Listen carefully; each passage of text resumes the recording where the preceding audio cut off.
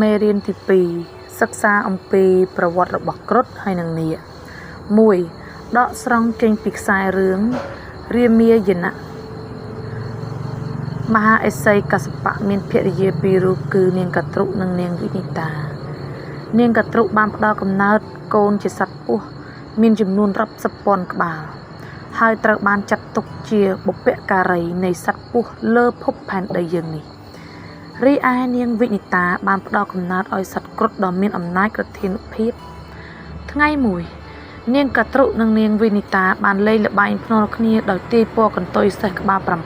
7អាចហោះបានដែលកើតចេញពីការកូរសមុទ្រទឹកដោះនាងកទ្រុបានទាយថាកន្ទុយសេះមានពណ៌ខ្មៅនាងវិនិតាទាយថាពណ៌សពួកគេបានភ្នាល់គ្នាថាអ្នកណាចាញ់គឺត្រូវនៅបម្រើអ្នកឈ្នះនាងកទ្រុបានប្រើល្បិចបោកប្រាស់នាងវិនិតាដោយប្រើឲ្យកូនរបស់ខ្លួនដែលជាសត្វនាគខ្លាញ់ខ្លួនធ្វើជាកន្ទុយសេះដូច្នេះហើយនាងវិនិតាត្រូវបម្រើនាងកទ្រុនិងកូននាងកទ្រុបានធ្វើបាបនាងវិនិតាយ៉ាងខ្លាំងក្រោយមកពួកនាគថានឹងយល់ព្រមដោះលែងគ្រុឌនិងម្ដាយបើកាលណាគ្រុឌអាចទៅយកទឹកអម្រឹតពីព្រះឥន្ទបានគ្រុឌបានប្រឹងប្រែងយ៉ាងខ្លាំងហើយទីបំផុតទទួលបានទឹកអម្រឹតក៏បានរំដោះខ្លួននិងម្ដាយពីទេសភាពរបស់នាគហើយនឹងកទ្រុមិនបានប្រមាណគ្រុឌនិងម្ដាយបានដឹងពីល្បិចនេះក៏បានដាក់បណ្ដាសាដល់នាងកទ្រុថារាល់កូនរបស់នាងកទ្រុទាំងអស់ត្រូវតែក្លាយជាចំណីរបស់កូនខ្លួន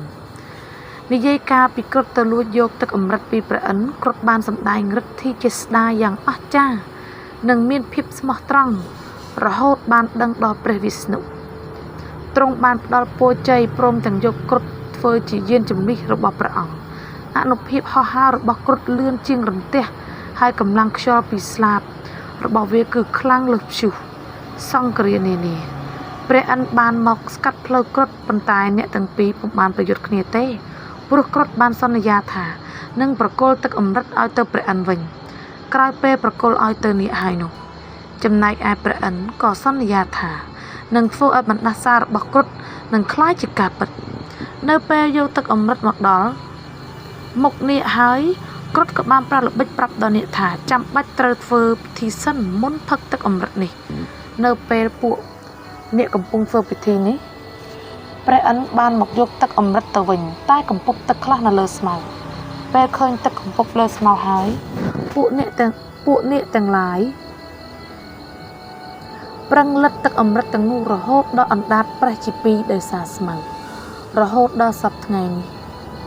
ព្រះវិស្ណុបានផ្ដល់វេហាទាំងមូលជាទីលំនៅដល់គ្រុឌ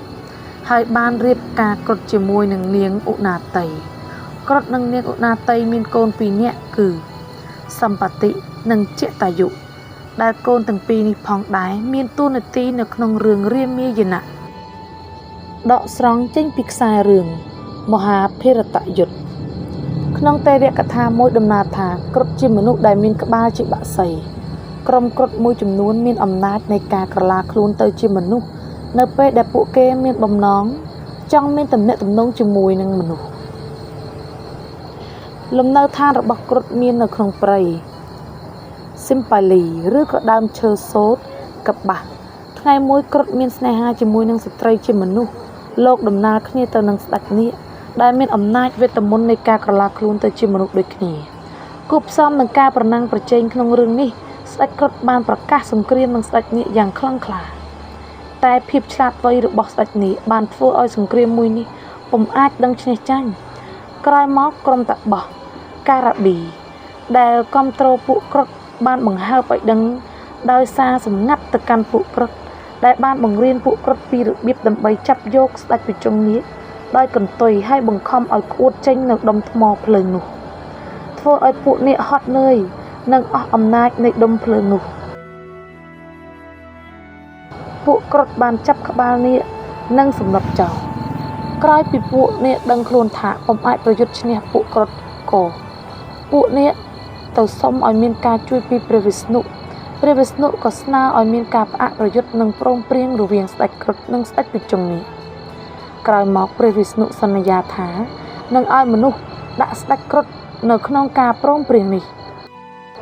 ចុងក្រោយពួកគាត់ស្ថិតក្នុងចំណោមដែលត្រូវបានតែងតាំងដោយសក្រាដើម្បីការពារភ្នំព្រះសុមេរុនិងលំហពីការវាយប្រហាររបស់ពួកអសុរាចំណែកស្ដេចនាគត្រូវបានព្រមព្រៀងដើម្បីបង្អុរទឹកភ្លៀងដល់មនុស្សលោករៀបរៀងដោយលោកសុកគឹមហេង